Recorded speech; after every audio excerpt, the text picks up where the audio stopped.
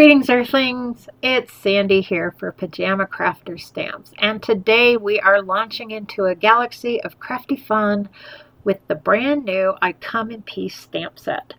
This card is out of this world adorable and packed with spacey charms, so buckle up, grab your favorite crafty supplies, and get ready for liftoff.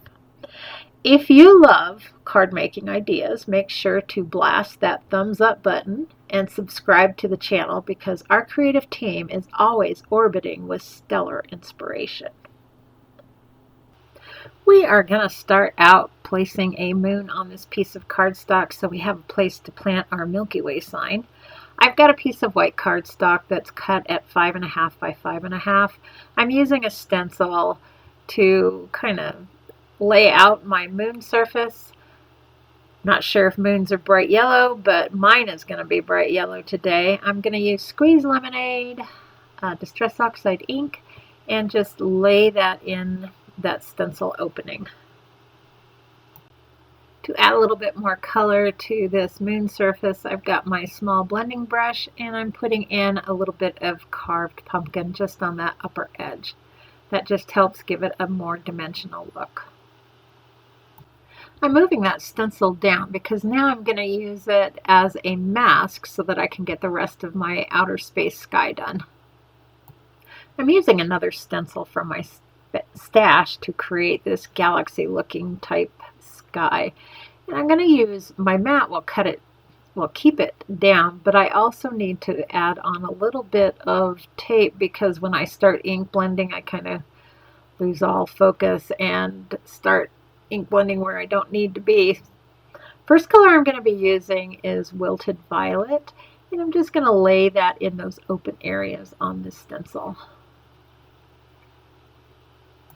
To add just a wee bit more dimension to that Wilted Violet, I will be blending in a little bit of Villainous Potion Distress Oxide ink just on those edges of the stencil.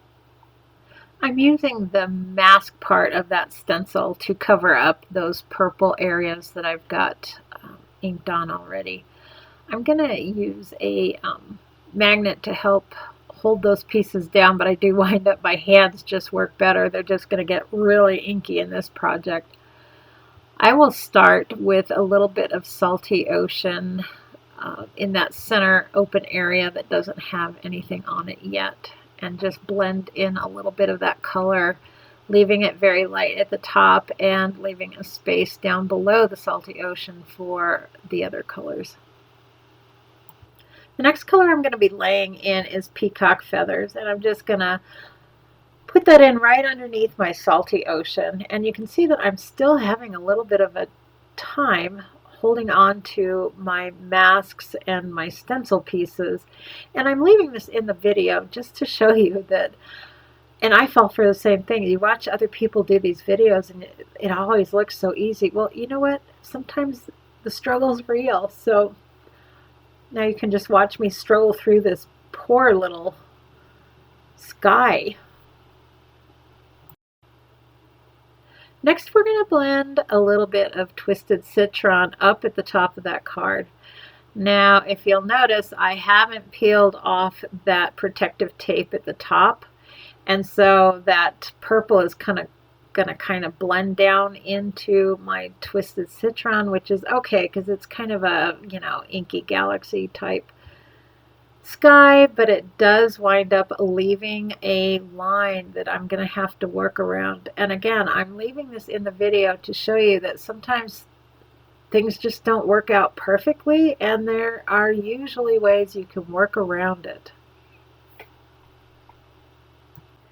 And as you can see, my galaxy sky is not perfect, so I'm going to use my die and try to work around those little imperfections. And then I can always come back in and add extra ink to it. I just don't want to start all over. I think everything else looks so pretty that we're going to keep it. And so to cover those blank spots, I am going to use some prized ribbon, and I'm going to go around that outside edge at the upper part just to add in some more color. And that's just fine because I think it's adding a little bit more dimension to that sky. And as you can see, we are working with what we've got.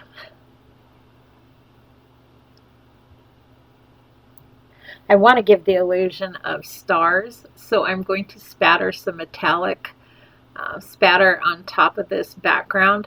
I did wind up covering up my moon again because I didn't want stars on my moon. That looks pretty good, so we're going to set that way aside to let it dry. As much as I'm struggling on this project, I want to make sure that I don't set anything on it until those little drops are dry. All right, you have to admit that the struggle was definitely worth it because this background is just gorgeous. Now I've got my background cut at 4¼ by 5¼ by 4 inches. So I'm going to put it on a piece of black cardstock that is cut at 5½ by 4¼ and I will be using liquid glue. I am a liquid glue girl. I don't like to use adhesive tapes just because I think with my dry climate here in Colorado, they don't tend to stick for very long. So we're going to fix that with the liquid glue.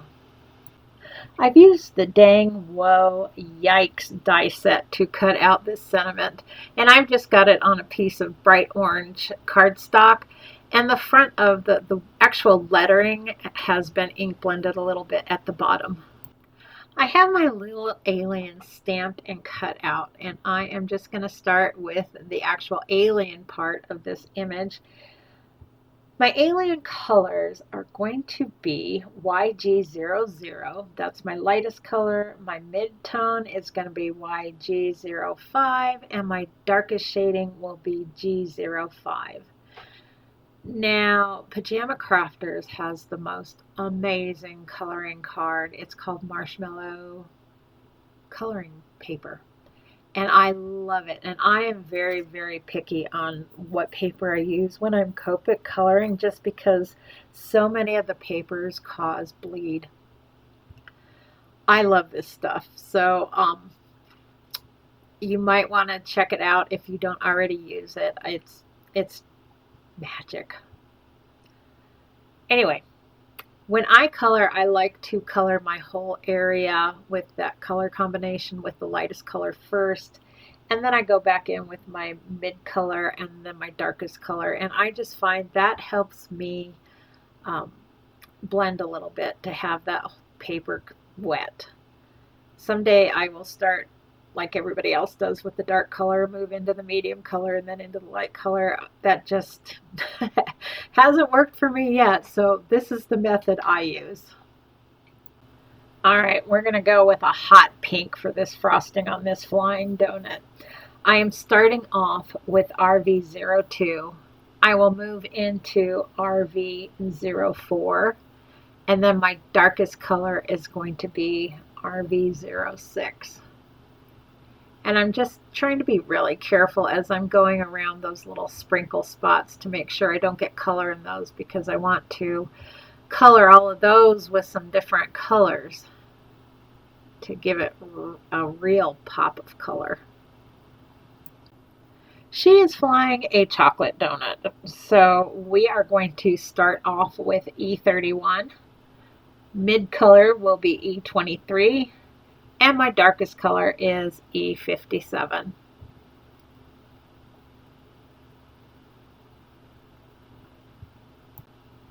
And the little flames that are coming out of the back of her little donut, propelling her around the galaxy, I will be using Y23, Y17 be my mid color, and my darkest color is going to be YR16. The blue sprinkles on her donut are B00, B02, and a teeny bit of B04. Now the little bubble above her head is going to be a very light blue because I want to kind of keep it still pretty transparent. So I'm going to do B quad, B triple, and B double. And I might go in with a little bit of the B01 just to do a little bit more shading. The purple sprinkles on her donut are V04, V15, and V17. Now I'm also going to be using all of these little colors that I'm using on her donut to do the sign down below and then the little planet and the stars up above.